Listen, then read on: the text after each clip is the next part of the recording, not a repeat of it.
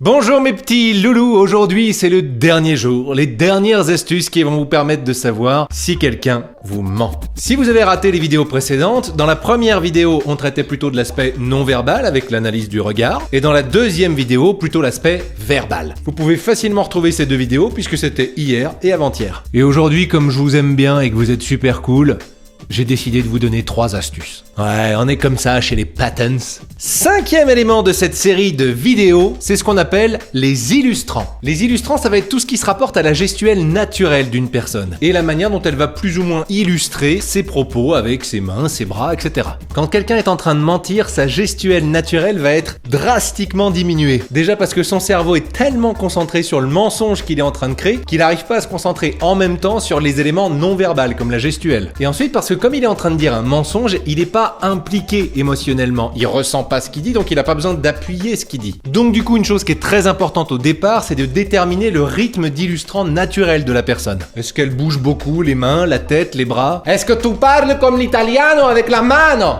Ou plutôt pas.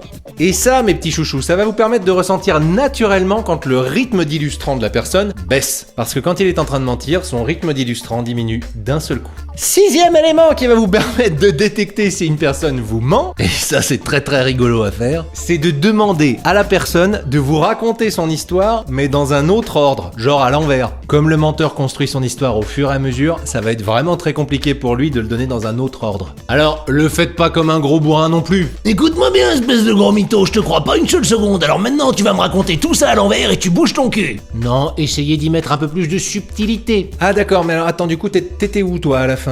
Ah oui, non, je comprends. Juste, redis-moi, avant, il y avait quoi? Ah ouais, d'accord. Et toi, parce que toi au départ, t'étais où? Avec ça, le mytho, il va se perdre tout seul dans son merdier. Et c'est très rigolo à regarder. Alors du coup, il peut y avoir des petits cafouillages, des petits bafouillages, il va se perdre complètement dans ses pensées. Il peut même devenir un chouïa agressif. 7e élément pour déceler le mensonge. S'il y a bien une chose en communication dont il faut se méfier, ce sont les manipulatoires. Les quoi? Les manipulatoires. Les manipulatoires. Ah, les manipulatoires.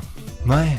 Alors il y a une vieille croyance en communication qui dit que quand quelqu'un se touche le nez, se gratte l'oreille ou se gratte le cou, c'est qu'il est en train de mentir. Eh ben c'est faux. Enfin, c'est faux. C'est pas complètement vrai. Et ça, donc tous ces petits gestes, c'est ce qu'on appelle les manipulatoires. Et il faut s'en méfier parce que ce sont vraiment de faux amis quand il s'agit de détecter le mensonge. Alors comme je disais, ça peut être se toucher le nez, se gratter le lobe de l'oreille, le coude ou se frotter les mains. En gros, ce qu'il faut comprendre, c'est que les manipulatoires, ils apparaissent dans 2 cas. Quand la personne est dans un état de stress, alors certes, le mensonge génère un état de stress, mais pas uniquement le mensonge, ou quand il est dans un état de bien-être et de détente. Donc c'est vraiment trop difficile de se baser sur les manipulatoires pour définir que quelqu'un ment. À vous donc d'analyser le contexte et de vous appuyer sur d'autres éléments du langage verbal ou non verbal. Dans tous les cas, si vous pensez que votre interlocuteur est en train de vous mentir, moi je vous déconseille de vous appuyer que sur un élément. Prenez le temps d'analyser et de chercher minimum 3 éléments dans son langage verbal ou non verbal qui vous permettront vraiment d'affirmer que cette personne est en train de vous mentir. Voilà mes chouchous, ces 3 jours sur la communication s'achèvent. Merci beaucoup d'avoir regardé, liké, partagé ces vidéos. J'espère sincèrement que ces astuces vous seront utiles. N'hésitez pas à me dire en commentaire ce que vous en avez pensé. N'hésitez pas aussi à vous abonner à ma chaîne, à liker et à suivre ma page. Prenez grand soin de vous et à très vite.